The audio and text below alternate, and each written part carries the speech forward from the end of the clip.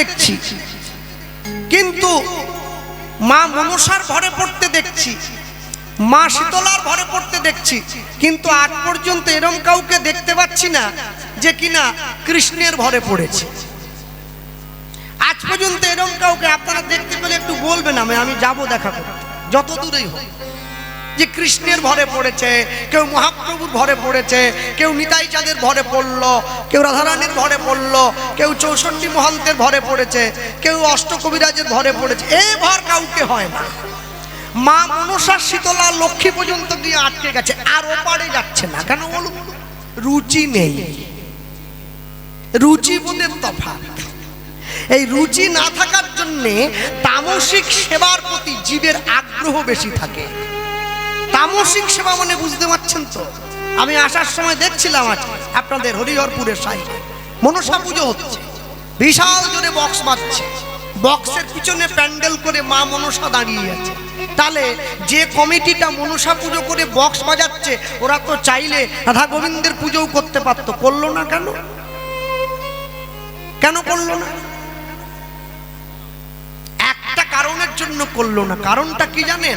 অন্য কিছু নয়, কৃষ্ণ পুজো করলে অত জোরে বক্সটা বাজাতে পারবে না, বিবেকে বাধা দেবে। কেন? রুচি আছে, ওই জন্য মনসা পুজো করছে। তামসিক পুজো, ওটা করলে মদ খাওয়া যায়, ওটা করলে মাংস খাওয়া যায়, কিন্তু কৃষ্ণ পুজো করলে তো হয় না, বাধা এসে যায়। এই জন্য দেখবেন সাত্ত্বিক কর্মের প্রতি মানুষের রুচি বড় নিম্ন। বৈষ্ণব মহাজন লিখছেন, রুচি হলো না, কার হলো না আমি জানি না, কিন্তু আমার হয় নাই। কে বলছে? মহাজন বলছে আমার হলো না। হ্যাঁ, কি লিখলেন?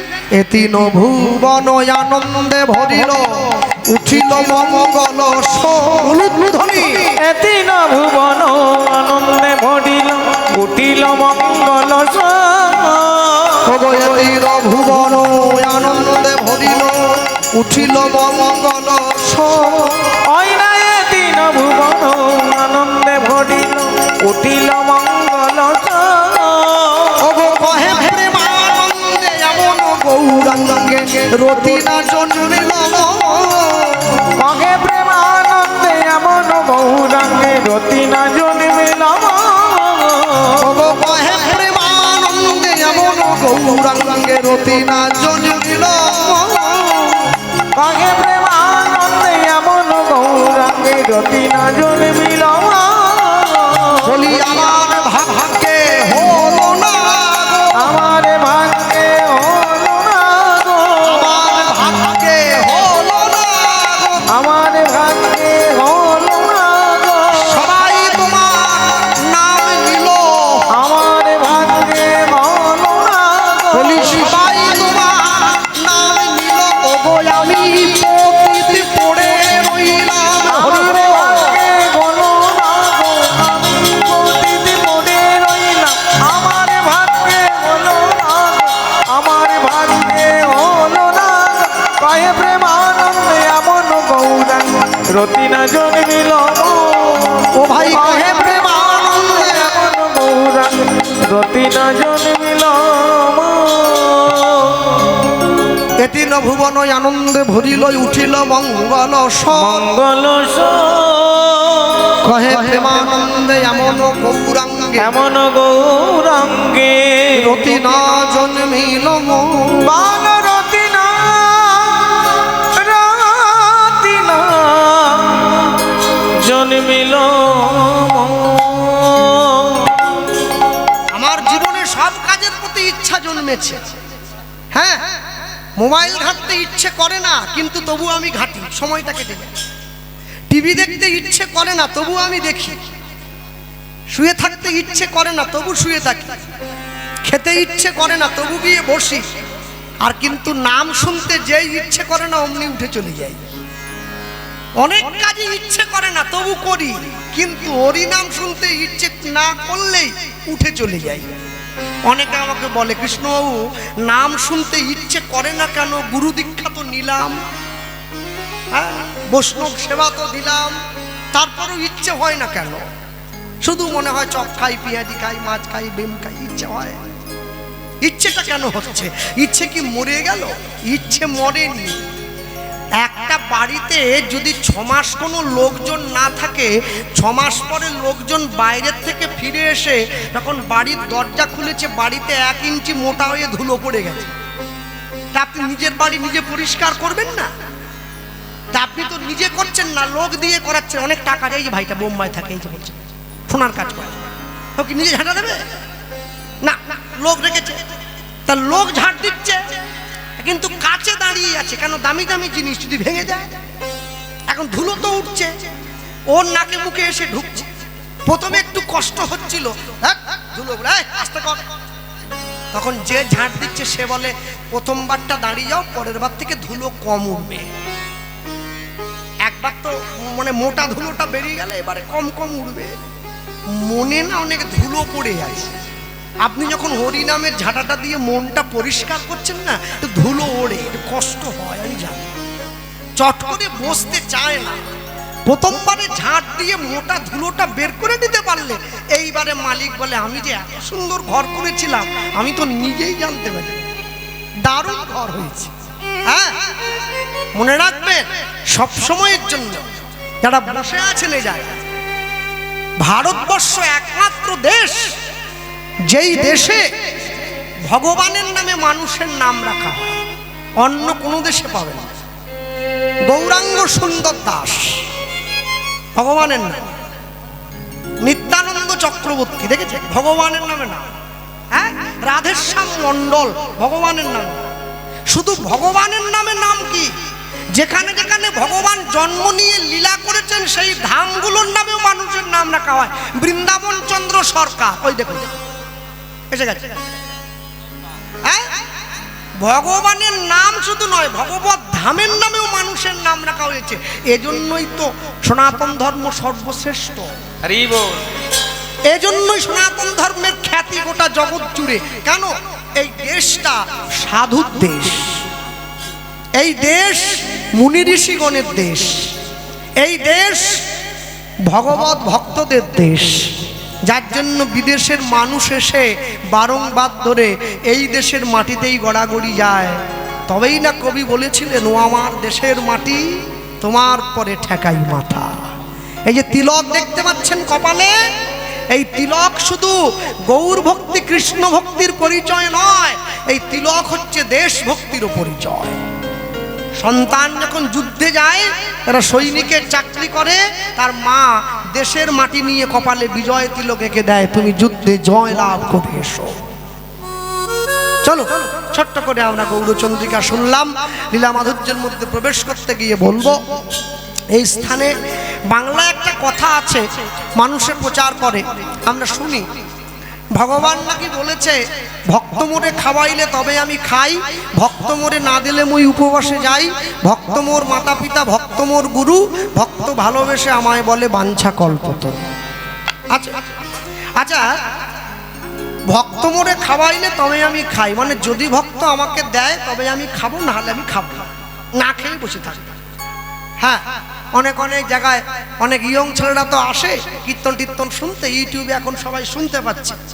অনেক জায়গায় এসে প্রশ্ন করে, দাদা আপনি তো ভগবানকে বিশ্বাস করেন না। বলি, আমিও করি, তুমিও করো, শুধু আমারটা দুদিন আগে, তোমার দুদিন পরে আসবে। বলছে, আচ্ছা এই মাটি কার? আল্লাহ, মাটি ভগবানের। আচ্ছা, এই যে ধান চাষ করছে কৃষকরা, মাথার ঘাম পায়ে ফেলে, এ ধান কার? আল্লাহ, ভগবানের। বেশ, চাল? আরে বাবা, ধান যদি চাল হয় তা তার হয়তো চালও তো তার।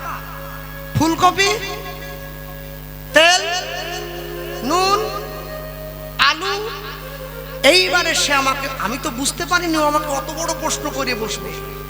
তারপরে আমাকে বলতেছে, সবই যদি তার, তাহলে আমাদের জন্য বসে থাকে কেন? নিজে একটু রান্না করে খেতে পারে? আমরা ভোগ দেব সেই অপেক্ষায় বসে আছে কি জন্য? সকাল 11টার সময়, আবার সকাল 5টার সময় মাখন মিস্ত্রি, সবই যদি তোমার, তো তুমি নিজে নিয়ে খাও না। আমি বললাম, ও তুমি এই জন্য এতক্ষণ থেকে ঘুরোচ্ছিলে? বলে, হ্যাঁ। তোমার বাবারা ক ভাই? তোমরা? বলে, আমার বাবার আমরা 3 ভাই 2 বোন। বাবা অনেক চলে, 5 জন। বাবা আছে? বলে, হ্যাঁ, বুড়ো হয়ে গেছে। বাবার সম্পত্তি? বলে, আছে। কত সম্পত্তি? বলে, 50 বিঘা জমি ছিল, আমাদের 3 ভাইকে 10 বিঘে করে দিয়েছে, 2 বোনকে 10 বিঘে করে। এই তো টাকা পয়সা ভাগ করে দিয়েছে। আর জমি বাবা, বলে হ্যাঁ বাবারই ছিল, আমরা ছেলে আমরা পাবো নি, কে পাবে? পাড়ার লোক পাবে। বাবার ব্যাংকে টাকা ছিল, বলে থাকবে নি, বাবা চাকরি করতো যে, অনেক টাকা 5 ভাইকে ভাগ করে দিয়েছে। বাবা কার কাছে আছে? বলে না না, বাবাকে আমি ভাগ করবো নি কৃষ্ণবাবু, বাবাকে আমি আমার কাছে রেখেছি, বাবার সুবিধা অসুবিধা সব আমি। মানে তোমার বাবার যদি 5 বিঘে জমি ছিল, তোমার বাবার যদি এত টাকা ছিল, তো তোমার বাবা নিজে রান্না করে খেতে পারেনি, তোমাকে ভাগ দিতে হবে কেন? বলে এটা আপনি কি বলতেছেন? বাবা আমাকে জমি দিল, বাবা যদি আমাকে জমি দেয়, বাবাকে দেখার দায়িত্ব আমার নয়? তুমি তো উত্তর দিচ্ছ, আমাকে বলছো কেন? ও তো তোমার বাবা, আর তুমি যে বাবার কাছ থেকে নিয়ে সব করছো, সে শুধু তোমার আমার বাবা নয়, সে সবার বাবা, বাবারে বাবা, বাবার বাবা। তা তোমার বাবা জগৎপতি গোটা বিশ্ব সংসারকে এই জমি জমা সম্পত্তি সব ভাগ করে দিয়ে দিয়েছে, বাবা তো খালি হাত হয়ে বসে আছে। তা তুমি কি ছেলে হিসাবে তোমার উচিত নয় বাবাকে একটু 4 বেলা 4 মুঠো খেতে দেওয়া? বলে ওই জন্য ভগবানকে সেবা দিতে হয়, বলে ওই জন্য। বলে হ্যাঁ। বলে তাহলে কাল থেকে দেবো। বলে একদিন কি দিচ্ছিলে? বলে নকুল দানা। খবরদার দিও নি, ও নকুল দানা নয়, ও সব নকল, একদম দিও নি। কি দেবো? আমি শুরু কর, প্রথমে একটা আপেল দিয়ে শুরু কর, আস্তে আস্তে করে বাড়াবি, ধীরে ধীরে বাড়াবি, চট করে বাড়াতে হবে না, একসঙ্গে ধীরে ধীরে করে যেতে হবে। হ্যাঁ, তো যার ভগবানকে দেওয়ার মতো ক্ষমতা নেই, সে ভগবানকে নাহলে না দিয়ে থাকলো, কিন্তু যার ভগবানকে দেওয়ার ক্ষমতা আছে, আমার কাছে কথা হলো সে কেন দিল না? সে কেন দিল না? যার নেই সে দেয়নি, যার আছে সেও কি দিতে পারতো না? সে দিতে পারতো, কিন্তু সে দিল না। আমি শুরুতে বলেছিলাম কেন দিল না জানেন? একটা কারণের জন্য দিতে পারলো না, তার রুচিটার পরিবর্তন হয় না। ভক্ত পদধূলি, ভক্ত চরণ ধৌত জল, ভক্তের ভুক্ত অবশেষ 3 সাধনের বল। রুচি পরিবর্তন করতে হবে। ভগবানকেও দেওয়া যায়, ভগবানকে যে দেওয়া যায় তার প্রমাণ আমরা পেলাম, শুনছি লীলা মাধুর্য কি করে ভগবানকে দেওয়া যায়। পরম বৈষ্ণব ভক্ত শ্রীল মাধব দাস গোস্বামী পাদের জীবনী কথা। ভগবানকেও দেওয়া যায় যদি ইচ্ছা থেকে থাকে। হ্যাঁ, আমি একটুখানি পিছন দিকে পিছিয়ে আসি। শ্রীকৃষ্ণ চৈতন্য মহাপ্রভু তিনি তার জীবনে 2 বার বিয়ে করলেন, আপনারা সবাই জানেন। প্রথম স্ত্রী লক্ষ্মীপ্রিয়া, পরেরটি বিষ্ণুপ্রিয়া। কিন্তু প্রথম বিয়েটা নিজের ইচ্ছাতে করেছে, দ্বিতীয় বিয়েটা মায়ের ইচ্ছাতে করেছে। ছেলে যখন বিয়ে করতে যায়, মায়ের পায়ে হাত দিয়ে প্রণাম করে বলে যায়, মা তুমি আশীর্বাদ করো, তোমার জন্য দাসী আনতে যাচ্ছি। বলে মহাপ্রভু মায়ের পায়ে গিয়ে হাত দিয়েছে, মায়ের পায়ে গিয়ে হাত দিয়ে মাকে প্রণাম করে বলছে, মা তুমি আশীর্বাদ করো, তোমার জন্য দাসী আনতে যাচ্ছি। নিমাই যখনই মায়ের পায়ে হাত দিয়েছে, সচিমা কি করলো? নিমাইয়ের মাথায় হাত দিয়েছে। বাবা জীবনে সুখী হও। যেই মাথায় হাত দিল, অমনি মহাপ্রভু মায়ের হাতটা ধরে নিয়েছে আস্তে। মহাপ্রভুর জন্ম নাম কেউ বলতে পারবে? নিম গাছের তলে জন্ম হয়েছিল বলে সচিমার নাম দিয়েছিল নিমাই। যখন গঙ্গাদাস পণ্ডিতের টোলে লেখাপড়া করত, পণ্ডিত হলো, তখন তার নাম গৌরাঙ্গ। যখন কাটোয়ায় গিয়ে কেশব ভারতীর কাছে সন্ন্যাস মন্ত্রে দীক্ষা নিল, তখন তার নাম হচ্ছে মহাপ্রভু। আর যখন গম্ভীরায় গিয়ে নাক মুখ ঘষে কৃষ্ণ কৃষ্ণ বলে আছাড় খেয়ে কাঁদত, তখন তার নাম শ্রীকৃষ্ণ চৈতন্য। কিন্তু সচিমা আর জগন্নাথ মিশ্র নিমায়ের একটা ভালো নাম দিয়েছিলেন। নিমায়ের প্রকৃত নাম ছিল বিশ্বম্ভর মিশ্র। যদি আধার কার্ড থাকতো, আজকে ওই নামেই মহাপ্রভুকে লোকে চিনত, বিশ্বম্ভর মিশ্র। হ্যাঁ, নবদ্বীপে যদি যারা গিয়েছেন, হ্যাঁ যেখানে সোনার গৌরাঙ্গ আছে, ওইখানে গিয়ে সর্বানন্দ গোস্বামী প্রভুর একটা গ্রন্থ আছে, 25 টাকা দাম। যদি পারেন কিনে একটু পড়ে দেখবেন। গ্রন্থটির নাম হচ্ছে সিংহরূপী চৈতন্য।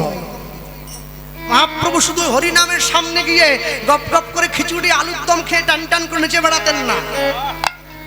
সিংহরূপী চৈতন্য, তাকে দেখার পরে মলয় চাঁদ গাজীর মতো মুসলমানের প্রাণে ভয় ধরে গেছে, যেই হচ্ছে আসল সিংহ পুরুষ বিশ্বম্ভর। নদী আর রাস্তা দিয়ে চলে গেলে নদী আর পথ কম্পিত হয়ে যেত তার ভারে। হ্যাঁ, 7.5 ফুট লম্বা ছিলেন চৈতন্য মহাপ্রভু, 7.5 ফুট। রোগা পাতলা, আমার মতো শুকনো নয়, বিরাট দেহ। এই হাতটা আঁঠুর নিচে থাকতো, আজ লম্বিত ভুজধারী। আর সেই সঙ্গে গায়ের রং একেবারে কাঁচা সোনার মতো ঝরে পড়তো। যারা মহাপ্রভুকে মনে মনে ভাবছে যে মহাপ্রভু মেয়েদের মতো সংকীর্তনে গিয়ে হেই করে নিচে বেড়াতো, খিচুড়ি খেয়ে শুয়ে পড়তো, তা করলে চলবে না। যখন জগাই মাথাইকে উদ্ধার করবার জন্য ছুটে যায়, মহাপ্রভু যাওয়ার আগেই জগাই মাথাই ছুটে গিয়ে পায়ে পড়ে গেছে। যে যদি বধ করতে ছুটে এসে, মনে রাখবেন এই সমস্ত ভ্রান্ত ভুল ধারণার থেকে বেরিয়ে আসতে হবে। ভারতবর্ষের মানুষ আপনারা, সনাতন ধর্মে জন্ম হয়েছে আপনাদের, সকলে মনে রাখতে হয় সব সময়ের জন্য। আমরা সন্তান তার মাকে ভালোবাসে, কিন্তু সন্তানের যদি বগলে ফোড়া হয়, সেই মাই গিয়ে ডাক্তারের কাছে সন্তানটাকে চেপে ধরে, ডাক্তার টিপ দিয়ে ফোড়াটা ফাটিয়ে দেয়। তাহলে কি মা ভালোবাসে না? ভালোবাসে, কিন্তু ফোড়াটা না ফাটালে সন্তানের ক্ষতি হয়ে যাবে, তাই মা তাকে চেপে ধরে আছে। সেই ভারতবর্ষের মানুষ আপনারা। যখনই চৈতন্য মহাপ্রভু সচিমাকে গিয়ে প্রণাম করেছে, আস্তে, সচিমা তো নয়, সুচিমা। ওই রকম সুচি না হলে কি ভগবানের জন্ম দেওয়া যায় নাকি? হ্যাঁ, অসুচি মা হয়ে ভগবানের জন্ম দেবে কি করে? সুচি না হলে ভগবানের জন্ম দেবে কি করে? যাক, যখনই গিয়ে প্রণাম করলো, সচিমা যখন নিমায়ের মাথায় হাত দিয়েছে, মহাপ্রভু মায়ের হাতটা ধরে নিয়েছে। মা, আরেকটা আশীর্বাদ করে দাও। কি? এতদিন পর্যন্ত কেঁদেছি নদিয়াবাসীর জন্য, আজকে বিয়ে করে তোমার দাসী তোমার চরণে দিয়ে আমি কাঁদবো জগৎবাসীর জন্য। এই কথার মধ্যে যে কি লুকিয়েছিল সচিমা বুঝলো না, নিমাইকে বিয়ে দিতে পাঠিয়ে দিল।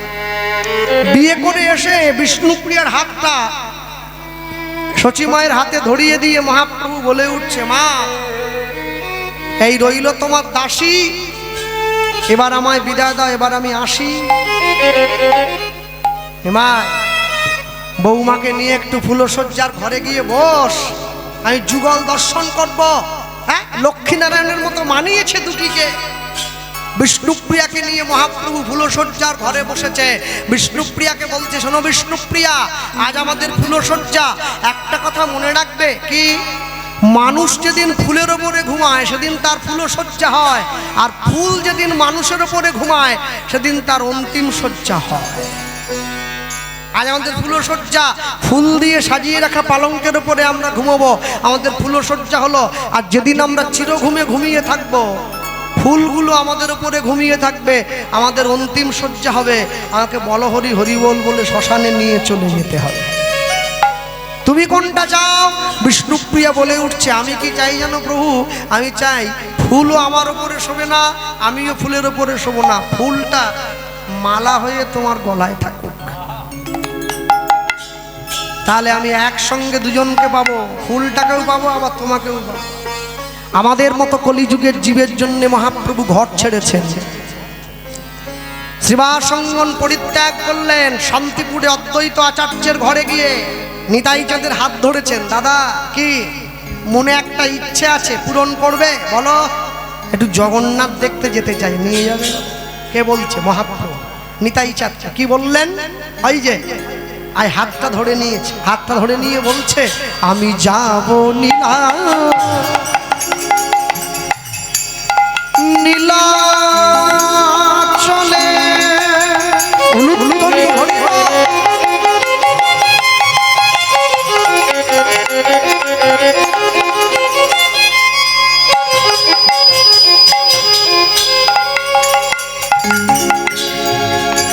সেটাই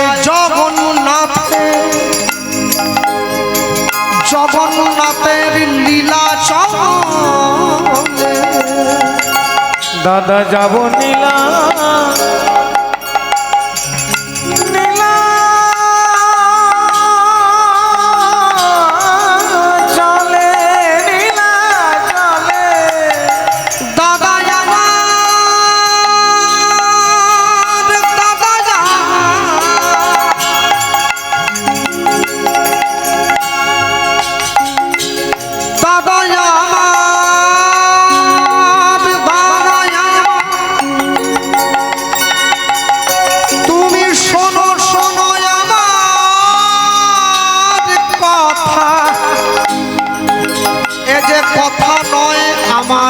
মনের ব্যথা ওগো শোনো শোনো দাদা যাব নীলা নীলা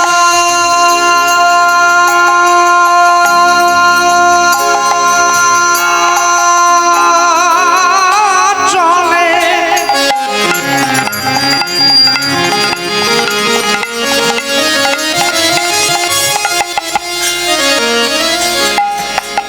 সেটাই জগন্নাথের লীলা চলে এই ভাবি মনে মনে গো বড় বাসনা জেগেছে মনে এই ভাবি মনে মনে মনে গো বড় বাসনা জেগেছে মনে দাদা লীলা চলে প্রভুর লীলা চলে লীলা চলে প্রভুর লীলা চলে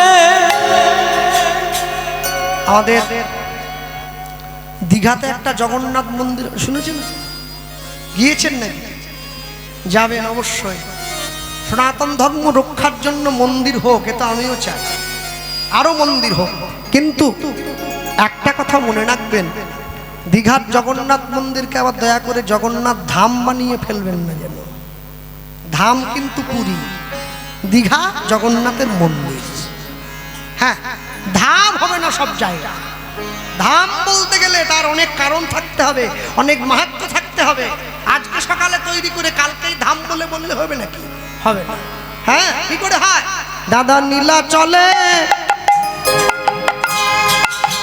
প্রভুর লীলা চলে দাদা নীলা চলে প্রভুর লীলা চলে ওগো যারা দেখে তারা বলে দাদা নীলা চলে প্রভুর লীলা চলে ওগো তারা ভাসে নয়ন জলে দাদা নীলা চলে প্রভুর লীলা চলে ওগো জগন্নাথ কৃপা করো বলে দাদা নীলা চলে প্রভুর লীলা চলে ভাসে তারাই নয়ন জলে দাদা নীলা চলে প্রভুর লীলা চলে বলিয়ে জন্মে নয় জন্মে জন্মে দাদা নীলা চলে প্রভুর লীলা চলে ওগো জগন্নাথ কৃপা করো বলে দাদা নীলা চলে প্রভুর লীলা চলে আমায় রেখো তোমার চরণ তলে হরি লীলা চলে লীলা চলে রেখো তোমার চরণ তলে লীলা চলে লীলা চলে লীলা চলে প্রভুর লীলা চলে এই ভাবি মনে মনে গো বড় বাসনা জেগেছে মনে এই ভাবি মনে মনে গো বড় বাসনা জেগেছে মনে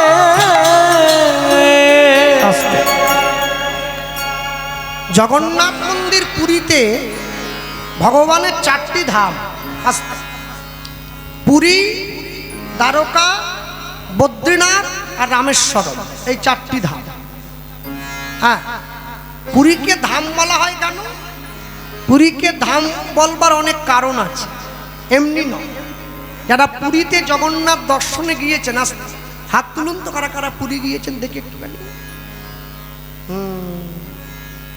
অনেক মায়েরা গিয়েছে অনেকে গিয়েছে লজ্জায় হাত তুলছে না ঠিক আছে ঠিক আছে আচ্ছা এবার একটু হাত তুলুন কষ্ট করে কারা কারা পুরীতে গিয়ে সমুদ্রের ধারে দাঁড়িয়ে ভেটকি মাছের চপ খেয়েছে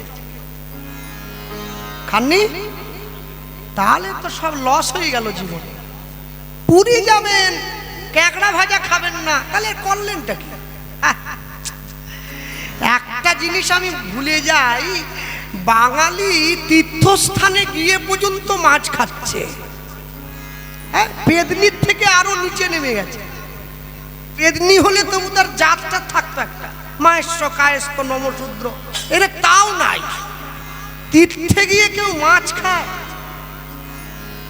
পুরীতে গিয়ে জগন্নাথও দেখতেছে, জগন্নাথের প্রসাদও পায়, আবার সমুদ্রের ধারে দাঁড়িয়ে চিংড়ি মাছের চপও খায়। তাহলে জগন্নাথ মন্দিরে গেলে কেন? মন্দিরে যাওয়ার দরকার কি ছিল? একটা কথা মনে রাখবেন, প্রত্যেক 12 বছর অন্তর জগন্নাথ দেবের নবকলেবর হয় পুরীতে। যে বছর আষাঢ় মাস মল মাস হয়, ওই বছর জগন্নাথ দেবের বিগ্রহের পরিবর্তন হয়। 3টি বিগ্রহ আছে, জগন্নাথ, বলরাম, সুভদ্রা, 3 জন। জগন্নাথ দেব নিম কাঠের তৈরি, বলরামও নিম কাঠের তৈরি, সুভদ্রাও নিম কাঠের তৈরি। রথযাত্রার আগে জগন্নাথ দেব আর বলরাম আর সুভদ্রা মাকে স্নান করানো হয়, যাকে স্নান যাত্রা বলে না। যে স্নানটা করানো হয় 108 কলসি জল দিয়ে স্নান করানো হয়। এই স্নান করানোর ফলে জগন্নাথ দেবের ঠান্ডা লেগে জ্বর এসে যায়। হ্যাঁ, জ্বর জগন্নাথ দেবের আসে না, জ্বর আসে জগন্নাথ দেব যে বেদিতে বসে আছে, ওই বেদির নিচে 1 লক্ষ শালগ্রাম শিলা আছে, তারা জীবন্ত, তাদের জ্বর আসে। বুঝতে পারলেন? জগন্নাথ দেবকে 15 দিনের জন্য নিভৃতবাসে পাঠানো হয়। করোনার সময় পাঠানো হয়েছিল না, মানুষকে 15 দিন করে ফাঁকা ছেড়ে দেওয়া হতো। জগন্নাথ দেব 15 দিনের জন্য একা চলে যান অন্ধকার ঘরে, যাকে উড়িষ্যার ভাষায় বলা হয় অনাসর। ওই সময় জগন্নাথকে জড়িবুটি পাতা টাতা দিয়ে বেটে ওষুধপত্র গুলি তৈরি করে দেয়া হয় জ্বর ছাড়াবার জন্য। এবারে জগন্নাথ দেব জ্বর থেকে সুস্থ হয়ে উঠে রথযাত্রার জন্য প্রস্তুতি গ্রহণ করেন। প্রত্যেক 12 বছর অন্তর জগন্নাথের যে বিগ্রহ পরিবর্তন হয়, 3টে নিম গাছ থেকে 3টে বিগ্রহ তৈরি হয়। যে নিম গাছ থেকে জগন্নাথ, বলরাম, সুভদ্রা তৈরি হচ্ছে, ওই নিম গাছটা যে সে জঙ্গলে যে সে জায়গায় হলে হবে না। ওই নিম গাছটা হয় পুরীতে নীলগিরি পর্বতের পাদদেশে, মানে নীলগিরি পর্বতের তলায়। কোন নিম গাছ? একটা নিম গাছে থাকে শঙ্খ চিহ্ন, একটা নিম গাছে থাকে পদ্ম চিহ্ন, একটা নিম গাছে থাকে চক্র চিহ্ন। চক্র চিহ্ন যে নিম গাছে থাকে, সেই নিম গাছ থেকে তৈরি হয় জগন্নাথ দেব। শঙ্খ চিহ্ন যে নিম গাছে থাকে, সেখান থেকে তৈরি হয় বলদেব। আর পদ্ম চিহ্ন যে গাছে থাকে, সেই গাছ থেকে তৈরি হয় সুভদ্রা। 3টি গাছ জগন্নাথ দেবের জন্য যে নিম গাছ, ওইটা কাটা হয় সোনার কুরোট দিয়ে।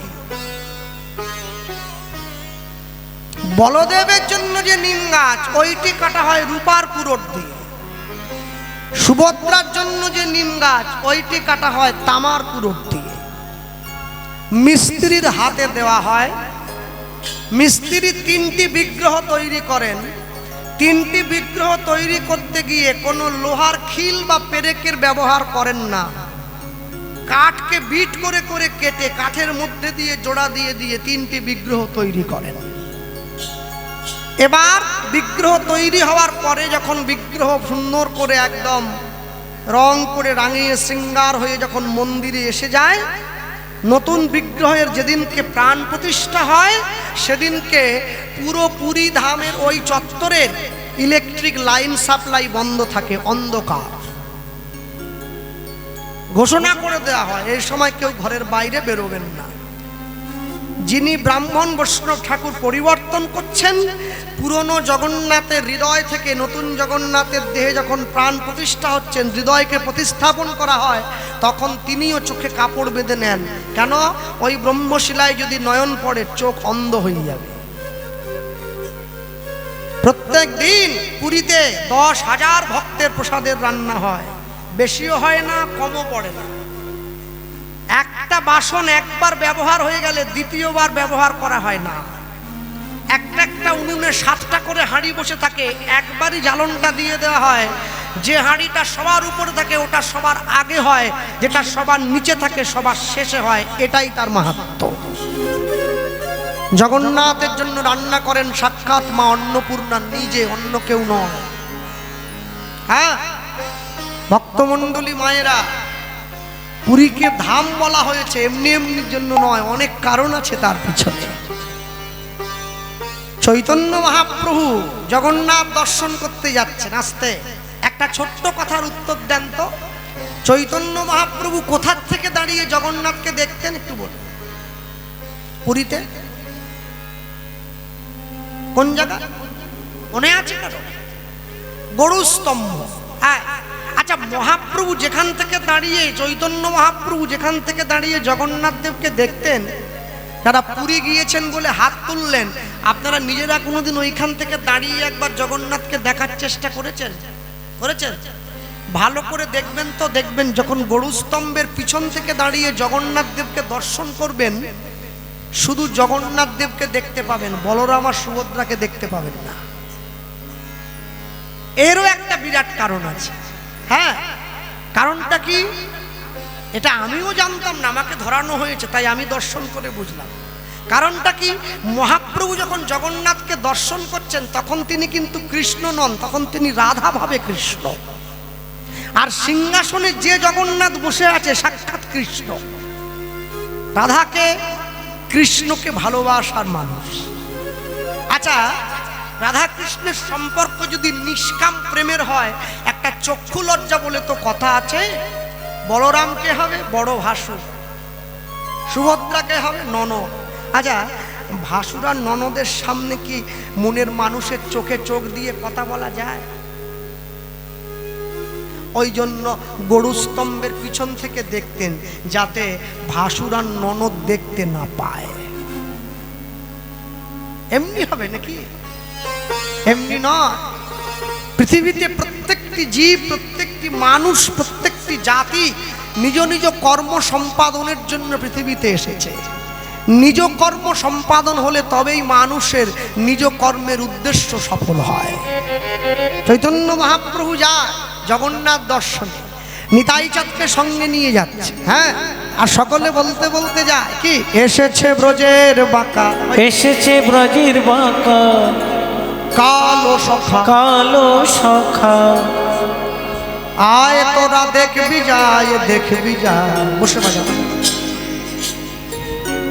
তোদের এই সোনার নদী এসেছে, এসেছে, এসেছে ব্রজের বাঁকা, এসেছে ব্রজের বাঁকা। একটু হাত তোলা যায়? হ্যাঁ, আগে চালু সুরটা গেয়ে নি, তারপর অন্যটা গাইছি। তালি দেওয়া যায়? এসেছে ব্রজের বাঁকা, এসেছে ব্রজের বাঁকা, কালো সখা, কালো সখা, আয় তোরা দেখবি যায়, দেখবি যায়। তোদের এই সোনার নদী গায়, উলুধ্বনি। তোদের এই সোনার নদী গায়। এসেছে ব্রজের বাঁকা, এসেছে ব্রজের বাঁকা, কালো সখা, আই তোরা দেখবি গায়, দেখবি গায়। তোদের এই সোনার নদী গায়, তোদের এই সোনার নদী গায়ে। হাত নামাচ্ছে কে? রং ফিরেছে, ঢং ফিরেছে। ওই না রং ফিরেছে, ঢং ফিরেছে, রং ফিরেছে, ঢং ফিরেছে, রং ফিরেছে, ঢং ফিরেছে। কালো এখন চেনা যায়। এসেছে ব্রজের বাঁকা, এসেছে ব্রজের বাঁকা।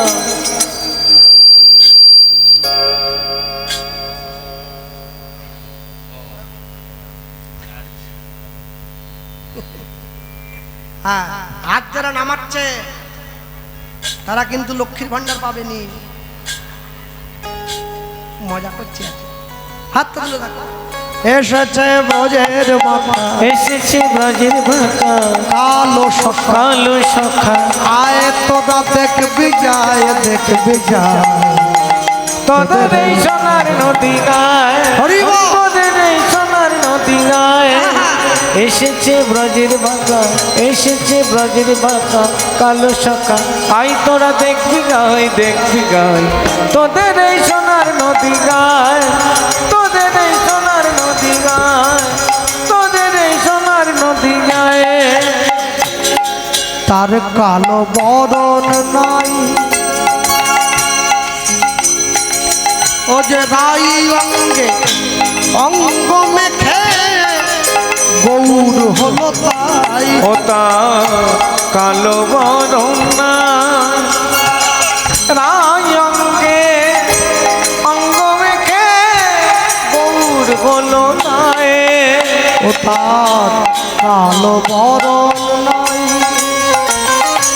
রাই অঙ্গে অঙ্গ মেখে গৌর হলো তাই ওতা কালো বরণ নাই বাহু তুলে বলো রাই অঙ্গে অঙ্গ মেখে গৌর হলো তাই ব্রজের ধুলো খেলা প্রেমের খেলা খেলতে এলো নদী যায় নদী যায় তোদের এই সোনার নদী গায় তোদের এই সোনার নদী হরি গায় এসেছে ব্রজের বাঁকা এসেছে ব্রজের বাঁকা কালো সখা আই তোরা দেখবি গায় দেখবি গায় তোদের এই সোনার নদী গায় তোদের এই সোনার নদী গায়ে শ্যাম রাধা প্রেমে ঋণী হয়েছে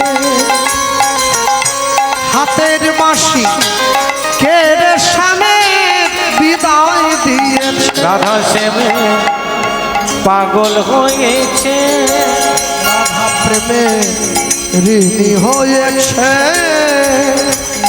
হাতের বাঁশি কেড়ে শ্যামের বিদায় দিয়েছে রাধা প্রেমে ঋণী হয়েছে বাহু হাতে বাঁশি কেড়ে নিয়ে শ্যামে বিদায় দিয়েছে এখন বাঁশি নয়ার সাধবে কিসে বাঁশি নয়ার সাধবে কিসে হাত তুলে তাই প্রেম বিলায় নাম বিলায় তোদের এই সোনার নদী গায় তোদের এই সোনার নদী গায় এসেছে ব্রজের বাঁকা এসেছে ব্রজের বাঁকা কালো সখা আই তোরা দেখবি গায় দেখবি গায় তোদের এই সোনার নদী গায় তোদের এই সোনার নদী গায় তোদের এই সোনার নদী গায় বলো ভাই শ্রীকৃষ্ণ চৈতন্য মহাপ্রভু কি জয়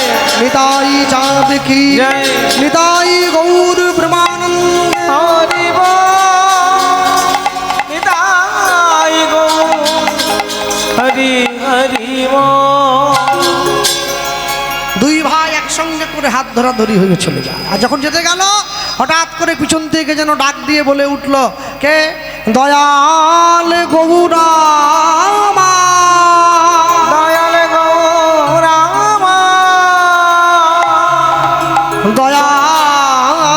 দয়াল নিতাই দয়াল নিতাই ডাক দিয়েছে দুই ভাই এখনই ডাক দিয়েছে দাঁড়িয়ে পড়লো কে চারদিকে তাকিয়ে দেখছে এই ঘন জঙ্গলের মধ্যে তো কেউ কোথাও নেই ডাকলো কে আর দুই ভাই যখনই দাঁড়িয়ে পড়েছে হঠাৎ করে নিতাই গৌর তাকিয়ে দেখছে এক গাছের তলায় এক বয়স্ক বুড়ি মা বসে আছে দু ভাইকে হাত বাড়িয়ে ডাকছে নিতাই গৌর আমি ডেকেছি আমি দুই ভাই ছুটে গেছে মা তুমি আমাদের ডাকলে হ্যাঁ আয় আমার কাছে আয় দু ভাই ছুটে গিয়ে কাছে দাঁড়িয়েছে আমাদের ডাকলে কেন হ্যাঁ রে তোরা কারা রে আমরা আমার নাম নিতাই আরে আমার ছোট ভাই এর নাম গৌ বা তোরা একই মায়ের পেটের দু ভাই না না না। একই মায়ের পেটের দু ভাই হলে তো প্রত্যেক দিন সকাল হলে সম্পত্তির জন্য মারামারি করতে লেগে পড়তো ভগবান দুটো জিনিস সহ্য করতে পারেন না একটা ভক্তের অহংকার একটা ভক্তের চোখের জল ভগবান জীবনে দুবার হাসে কখন যখন নার্সিংহোমের বিছানায় রুগী গিয়ে শুয়ে থাকে ডাক্তার গিয়ে রুগীর সামনে দাঁড়িয়ে বলে আপনার কোনো চিন্তা নেই আমি যখন আছি আপনি বাঁচবেন ভগবান হাসছে ডাক্তারের দিকে তাকিয়ে হ্যাঁ গো ডাক্তার তুমি যে ওকে বাঁচার গ্যারেন্টি দিচ্ছ, তুমি নিজে কতক্ষণ বাঁচবে তোমাকে সে গ্যারেন্টি কে দিল? আরেকবার ভগবান আসে কখন জানেন? যখন দুই ভাই ফিতা ফেলে জায়গা ভাগ করে নেয়, তোমার 5 কাঠা আমার 5 কাঠা, ভগবান আসে, কার সম্পত্তি কাকে দাও রে? পরের জায়গা পরের জমি ঘর বানাইয়া রই, আমি তো সেই ঘরের মালিক নই। হ্যাঁ, জীবনে দুবার ভগবান হাসছে জীবের কর্ম দেখে, তবে আরেকবার ভগবান হাসে কখন জানেন? হাসতে, হ্যাঁ, এটা ভগবান হাসছে কিনা জানি না, আমার হাসি পায়। কেন পায়? যখন পাড়ায় কোনো জায়গায় ড্যান্স হাঙ্গামা হয়, তখন মা গিয়ে তার মেয়েকে বলে, কিরে বাড়ি যাবি নি, চল।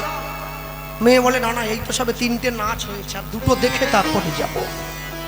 যদি অর্কেস্ট্রার হয় কি বলে, বাবা এসে ছেলেকে ডাকছে, কিরে বাড়ি যাবি নি, চল, শুধু 12টা বেজে গেল, এখন নয়, আরেকটু দেখে নি। কিন্তু যখন পাড়ায় হরিনাম হয়, বাবা আর মা এসে কীর্তন শুনছে, মেয়ে বসে আছে, মাকে হাত বাড়িয়ে বলছে, দেখি চাবিটা দেখি, বাড়ির চাবিটা দেখি। এক্ষুনি একটা মেয়ে এসে ডাকছে মা, ওই যে চাবি দাও, চাবি দাও। মা বলতে, শোন, তুমি শোনো, আমি বাড়ি চলে যাবো।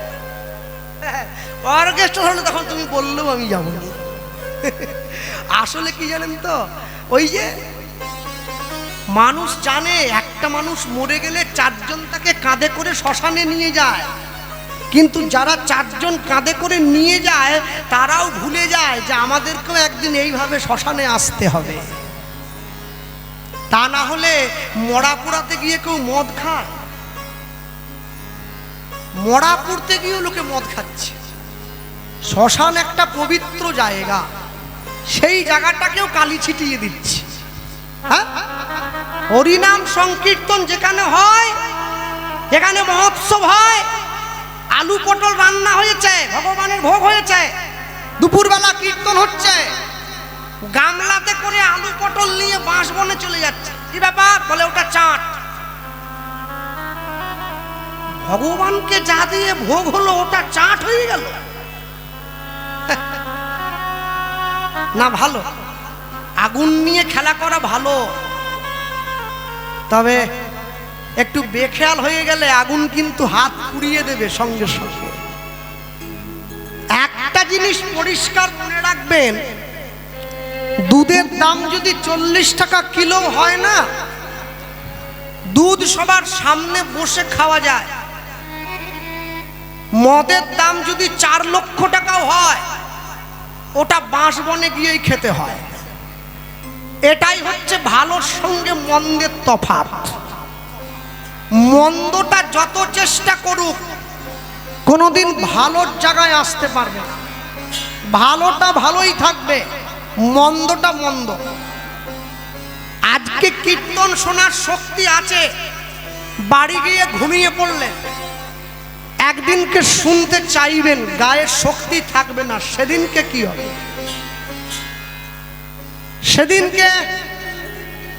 সেদিনকের কথা মনে করে আজকে শুনতে হয়। সব সময়ের জন্য মনুষ্য জীবনে 2টো টান, যাকে আপনারা বাংলায় খিচুনি বলেন, ওটা টান বললাম। একটা যৌবনের টান, একটা বুড়ো বয়সের টান। যৌবনের টান কোনটা বলো দেখি? 25 থেকে 40। ওই সময় মোটর সাইকেলটা হাতে পেলে মনে হয় আমি সবার আগে যাই, হ্যাঁ, আমার পিছনে সব থাকবে, আমি এরোপ্লেন আগে যাব। একে যৌবনের টান বলে। আর ওই সময় তো ভগবান টানে না, যমদূতে টানে আগে গেলে। আরেকটা বুড়ো বয়সের টান, 75 থেকে 85। ওই সময় মনে হয় আরেকটা বিয়ে করতে পারলে ভালো। এ 2টো টান বড় মারাত্মক। এ 2টো টান যদি কেউ কন্ট্রোল করতে না পারে, তার জীবনে বিরাট বিপদ। হ্যাঁ, একটা আশ্চর্য কি, এটা তো আপনাদের পূর্ব মেদিনীপুর, আমার বাড়ি পশ্চিম মেদিনীপুর। তা এখন যে অনেক কমিটি আমি বলে তাদেরকে পসরা কীর্তনটা বন্ধ করেছি, তো তারা দেখছি পসরা কীর্তনের বিনিময়ে এখন নতুন একটা ফ্যাশন এনেছে, হরিনামই হচ্ছে হরে কৃষ্ণ কৃষ্ণ কৃষ্ণ হরে হরে, হরে রাম রাম রাম হরে হরে, কিংবা রাধা গোবিন্দ বলো, নাম হচ্ছে। এখন দেখা যায় সে হরে কৃষ্ণ মহামন্ত্র নামে মাঝখানে একটা মেয়েকে দাঁড় করিয়ে দিচ্ছে, এদিকে তিনটা এদিকে তিনটে, 6টা মেয়ে আছে। হ্যাঁ, ওরা একবার সেজে টেজে নিয়েছে বুঝলে, তারপরে স্টেজ তো ফাটিয়ে দিচ্ছে, নামের গোষ্ঠী ষষ্ঠী পুজো করে ফেলেছে। হ্যাঁ, পিছন দিকে আবার ঢোলুক টুলুক নিয়ে যেন ফাংশন হবে, এখন শুরু হয়, এখন নাটে টাইট দেয়, আমি বললাম এবার শুরু হবে। আর গ্রামের মায়েদের দেখো, কীর্তনের দল এসেছে, কলকাতার থেকে এসেছে, আধুনিক কীর্তন। হরে কৃষ্ণ মহামন্ত্র নামে 16টা নাম আছে, 8 বার হরে আছে, 4 বার কৃষ্ণ আছে, 4 বার রাম আছে, এই তো 16 নাম 32 অক্ষর। এই হরের শব্দে প্রেমকে বোঝানো হয়েছে, প্রেম মানে শ্রী রাধারানী।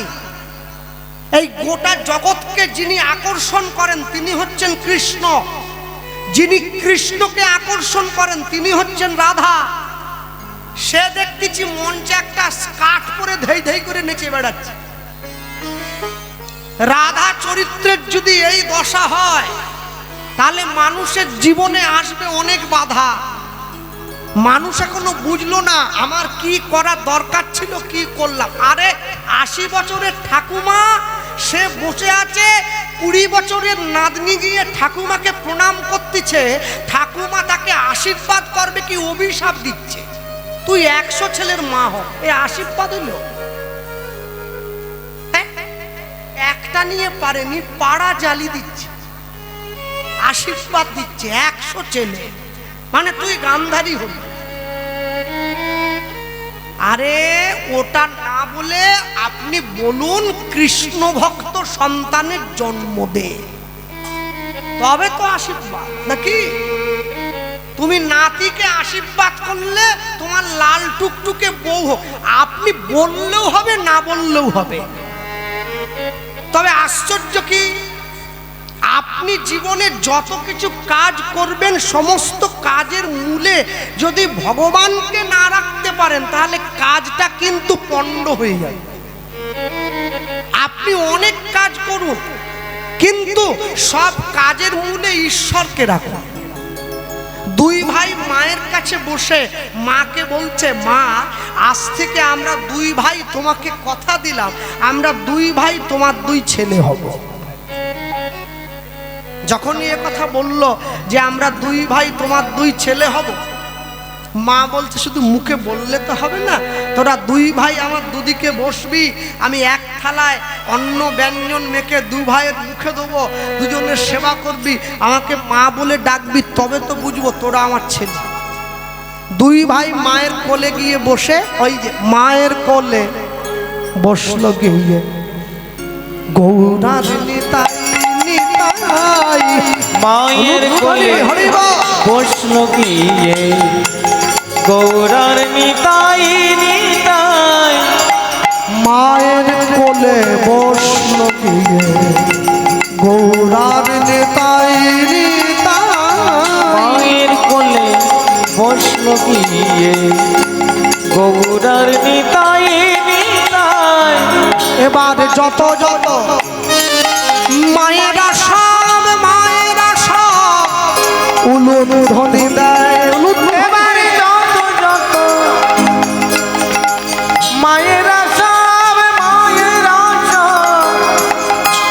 উলুধ্বনি দেয়। এবার যত যত ভক্তগণে সব হরি ধ্বনি দেয়, এবারে যত যত ভক্তগণে সব হরি ধ্বনি দেয়। মায়ের কোলে বসলো গিয়ে, গৌরার নিতাই নিতাই, মায়ের নিতাই বসলো গিয়ে, গৌরার নিতাই নিতাই, মায়ের কোলে বসলো গিয়ে, গৌরার নিতাই নিতাই। 2 ভাই ছুটিয়া গিয়া মায়ের কোলেতে বসিল, কোলেতে বসিল, দূরেতে চমকি উঠিল মামা বলিয়া নিতাই ডাকে উচ্চ ঈশ্বরে, ডাকে উচ্চ ঈশ্বরে। ছুটিয়া গিয়া মা দু ভাইয়ের বুকে জয়ে ধরে, ছুটিয়া গিয়া মা দু ভাইয়ের বুকে জড়ায়ে ধরে। মায়ের কোলে বসে দু ভাই দূরে চোখ দিয়ে চমকে উঠলো। মা, দূরে যে একটা সমাধি দেখতে পাচ্ছি, সমাধিটা কার? মা দুই ভাইয়ের হাত ধরে কাছে নিয়ে গিয়ে বলল, এই সমাধিটা কার জানিস? সে সমাধিটা জগন্নাথ দেবের অনেক বড় একজন প্রাণপ্রিয় ভক্ত। ভক্তের দেহটা প্রাপ্তির পরে জগন্নাথ দেব নিজে হাতে সমাধি দিয়েছে, নিজে হাতে ভিক্ষা করে নৈমিষারণ্য করলো, সমাধির উপরে লিখে দিয়েছে জয় জগন্নাথী মাধব। মা, কে এমন সেই ভক্ত যার জন্য জগন্নাথ দেব এত কষ্ট সহ্য করলো? মা বলছে, আজ থেকে প্রায় 150 বছর পূর্বে এই নীলাচল গ্রামে একজন ক্ষত্রিয় বাড়ির ব্রাহ্মণ বাস করত, যে ব্রাহ্মণের নাম ছিল সুমতি ব্রাহ্মণ। ব্রাহ্মণের স্ত্রীর নামটা শাস্ত্রে পাওয়া যায় না, তবে ব্রাহ্মণ আর ব্রাহ্মণীর সংসারে একটা ছেলে ছিল, ছেলেটার নাম ছিল মাধব। ব্রাহ্মণ প্রত্যেক দিন ভিক্ষা করত, ভিক্ষা করে যা পেত তাই দিয়ে ভগবানকে সেবা দিয়ে তিনজনে মিলে প্রসাদ পেত। ব্রাহ্মণ সকালবেলায় ভিক্ষার ঝুলিটা কাঁধে নিয়ে ভিক্ষা করতে বেরিয়ে যাচ্ছে। মনে রাখবেন, যারা প্রকৃত সাধু হয়েছে, গেরুয়া পোশাক পরে, বড় জটা, বড় দাড়ি, সংসার করেনি, প্রকৃত সাধু কোনোদিন 5 বাড়ির বেশি ভিক্ষে করে না, পাক আর না পাক। যারা প্রকৃত বৈষ্ণব হয়েছে, মঠে মন্দিরে থাকে, স্ত্রী পুত্র কেউ নেই, সংসার ত্যাগী, প্রকৃত বৈষ্ণব কোনোদিন 11টা বাড়ির বেশি ভিক্ষা করে না, পাক আর না পাক। যারা প্রকৃত ভক্ত হয়েছে, সংসারী, কিন্তু ভগবানকে ভোগ দিয়ে প্রসাদ গ্রহণ করে, প্রকৃত ভক্ত কোনোদিন 21টা বাড়ির বেশি ভিক্ষা করে না, পাক আর না পাক। হ্যাঁ ভক্তমণ্ডলী মায়েরা, আজ যে সমস্ত মায়েরা বসে আছেন, যারা তাদের সংসারের প্রতিদিন ভিক্ষুক আসে ভিক্ষা করার জন্যে, মনে রাখবেন, একাদশীর দিন কোনোভাবেই কিন্তু বাড়িতে বা গৃহে ভিক্ষা দেওয়া যাবে না। একাদশীটা বাদ দিয়ে ভিক্ষা দিতে হবে, একাদশীর দিন ভিক্ষা দেওয়া চলবে না। হ্যাঁ, চাল তো একদমই দেওয়া যাবে না। মাধব দাসের বাবা ভিক্ষার ঝুলিটা কাঁধে নিয়ে ভিক্ষা করতে যায়। আমি দিন ভিখারি,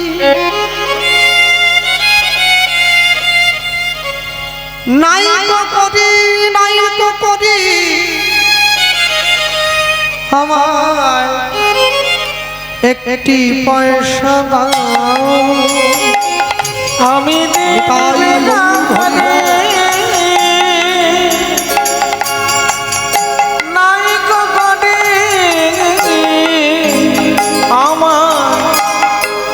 একটি পয়সা আমি দিন ভিখারি, নাই তো করি,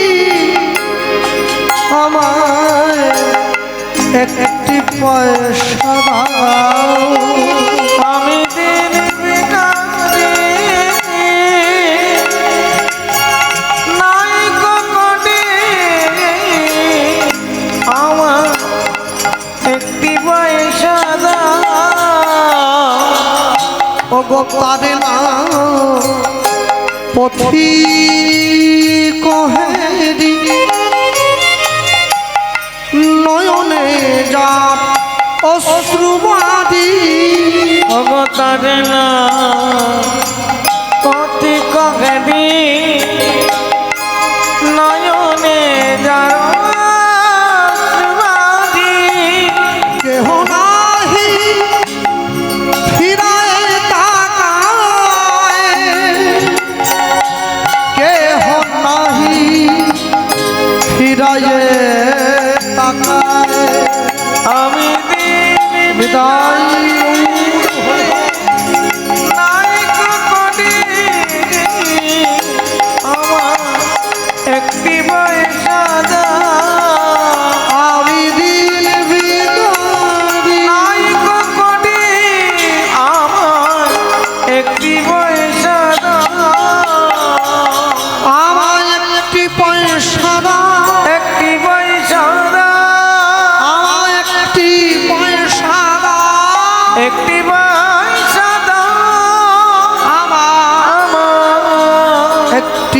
পয়সা দাও, আমার একটি পয়সা দাও। মানুষের দরজায় গিয়ে দাঁড়িয়েছে। প্রত্যেক দিন ভিক্ষা করে এনে ভগবানকে সেবা দিয়ে প্রসাদ পায়। আজকে মাধব দাসের বাবা যখন ভিক্ষার ঝুলিটা কাঁধে নিয়ে ভিক্ষা করবার জন্য নগরে নগরে গেল, আর এই যে নগরের দরজায় দরজায় গিয়ে ভিক্ষা করেছে, ভিক্ষা করে এনে আজকে যখন ভিক্ষা করতে মানুষের দরজায় গিয়ে দাঁড়িয়েছে, জীবনে কোনোদিন এত ভিক্ষা পায়নি, আজকে যা ভিক্ষা পেয়েছে। তাই জন্য ভিক্ষার ঝুলিটা আজকে আর মাথায় নিয়ে নিয়েছে, কাঁধে নিতে পারে না, এটা ভারী হয়ে গেছে। জীবনে মানুষকে ভিক্ষা করতে হয় কখন বলো দেখি? মেয়ের বিয়ের সময় ভিক্ষা করতে হয়, পিতামাতা শ্রাদ্ধের সময় ভিক্ষা করতে হয়, যখন বাড়িতে বা পাড়ায় বা গ্রামে হরিনাম সংকীর্তন হয় তখন একবার ভিক্ষা করতে হয়। হ্যাঁ, জীবনে ভিক্ষা এ তিনবার করতেই হয়। কিন্তু সব সময়ের জন্য জানবেন, ভিক্ষা করে ভগবানকে সেবা দিলে ভগবান সেই সেবায় সব থেকে বেশি সন্তুষ্ট হয়। যাই হোক, ভিক্ষা করতে হবে। ভিক্ষা না করলে কৃষ্ণ সেবাই হোক, মহাপ্রভুর সেবাই হোক, এ সম্পূর্ণ হয় না। আমি অনেক মায়েদেরকে দেখছি যে মায়েরা এখানে এসেছেন, গায়ে চাদর দিয়ে রেখেছেন, চাদরে রাধে রাধে রাধে রাধে লেখা আছে। অনেককে আমি দেখলাম। আচ্ছা, এই যে রাধে রাধে নাম লেখা চাদর, এটা কিন্তু আমিও বৃন্দাবনে গিয়ে কিনেছিলাম। গায়ে দিয়ে গান গাইব, দেখতে ভালো লাগে। দাম তো বেশি না, 100 টাকা করে দাম। 10 রকমের 10টা কিনেছিলাম। আর দোকান থেকে যখন বেরিয়েছি, ব্রজের একজন সাধুর সঙ্গে দেখা। বলছে, আবার কি কিনলে? আমি বললাম চাদর। চাদর তো বলবো না, উত্তরীয়। তা কি কাজে লাগবে এগুলো? আমি বললাম এগুলো গায়ে দিয়ে আসরে দাঁড়িয়ে গান গাইব, দেখতে ভালো লাগে। তো বলছে এগুলো যে ব্যবহার করবে ময়লা হবে না? সে তো হবে, 1 দিন 2 দিন 3 দিন 4 দিন 5 দিন 6 দিন 10 দিন ময়লা হয়ে যাবে। তা তুমি কাছাকাছি করবে না পরিষ্কার? হ্যাঁ। কিরম করে কাছাকাছি করবে? হয়তো বালতিতে সাবান দিয়ে জলটা গুলে ডুবিয়ে দেবো, তারপরে বালতির থেকে তুলে নিয়ে এরকম করে আছাড় দিয়ে জলে ধুয়ে মেলে দেবো। বলে যখন তুমি এরকম করে থুপ থুপ থুপ থুপ করে কাচবে, ওই চাদরের জলটা পায়ে পড়বে না? তা তো পড়বে। বলে রাধা নাম লেখা চাদরের জল, রাধা নামের জল তোমার পায়ে পড়বে, তোমার অপরাধের ভয় নাই? যে চরণ গোবিন্দ বক্ষে রেখেছে সেই জল পায়ে পড়বে। আমি বললাম তাহলে আপনি যে গায়ে দিয়ে আছেন, হ্যাঁ, বাঙালি হচ্ছে ক্যাগড়ার জাত, একটা প্রশ্ন করলে ঘুরে আরো 10টা। আমি বললাম আপনি যে গায়ে দিয়ে আছেন, বলে আমরা কাচি না, গায়ে দিয়েছি ময়লা হয়ে যাবে, যমুনায় নিয়ে গিয়ে ভাসিয়ে দেবো। তুমি ভাসাবে? বললাম তা তো ভাসাবো না। তাহলে কি করব? বলে এবি ঘড়ি ফেরত দাও। দোকানদার বুঝে নিয়েছে আমার খদ্দের ভাঙাচ্ছে। সে বলে দাদা মাল তো ফেরত হবে নি। আমি বলি পয়সা লাগবে নি, তবু নিয়ে নেন। কেন? না জেনে বিষ খাওয়া যায়, জানতে জানতে খাবো নাকি? না, আপনার জিনিস আপনি নিয়ে নেন। মনে রাখবেন, জীবনে যা কিছু করছেন, যা কিছু করবেন, একটু ভেবে করুন, চিন্তা ভাবনা করে করুন। জপের মালাকে তো রাস্তায় নামিয়ে নিয়ে এসেছি আমরা। মালা জপ করতে করতে রাস্তা দিয়ে চলে যাই, মালা জপ করতে করতে সবজি কিনতে যাই, মালা জপ করতে করতে মুদিখানার দোকানে যাই, মালা জপ করতে